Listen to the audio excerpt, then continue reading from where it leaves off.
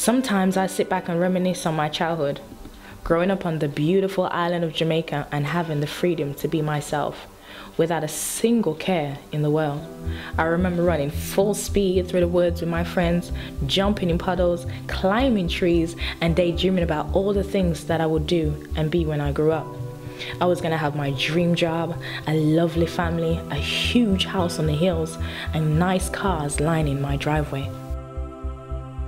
You see, back then it was easy for me to dream big because I wasn't taught fears yet.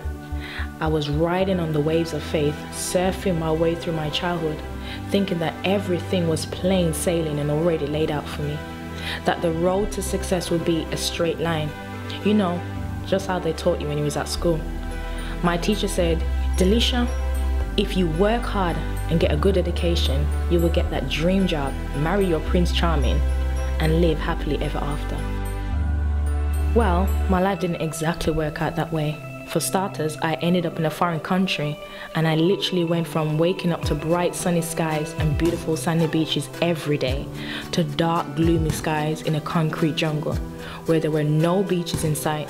Slowly but surely it started to dawn on me that things weren't as simple as I had once thought. Nothing in life was going to be laid out for me, and if I wanted a dream house on the hills and the cars lining in my driveway, I was going to have to do a little bit more than just ride on the waves of faith. I was going to have to build some muscle so that when the waves of life came crashing down on me, I had the tenacity and the determination to keep holding on until I got back to the safety of the shore. The only problem is that when you get to the shore, no one tells you that you are merely in the valley of life. By this point, I had done all that I was supposed to do.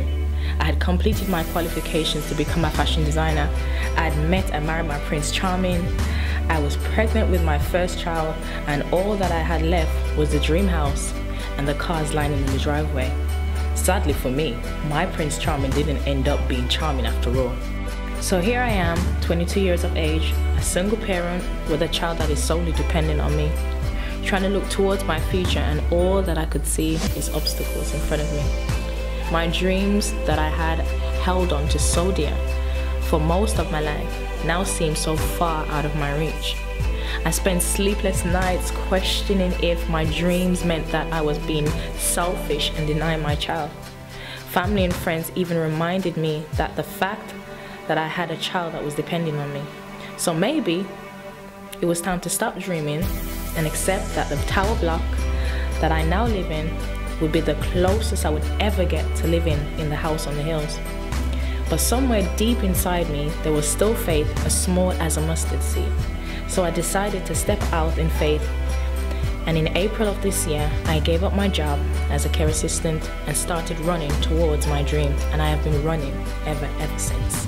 So as you sit here in this warehouse, watching my beautiful garments glide down the runway, know that the runway represents the journey that it took me to get here. The warehouse represents my struggle, and the garments represent the beauty in that struggle. Because now when I look back at my life, all along, I had been discovering the beauty in my imperfections.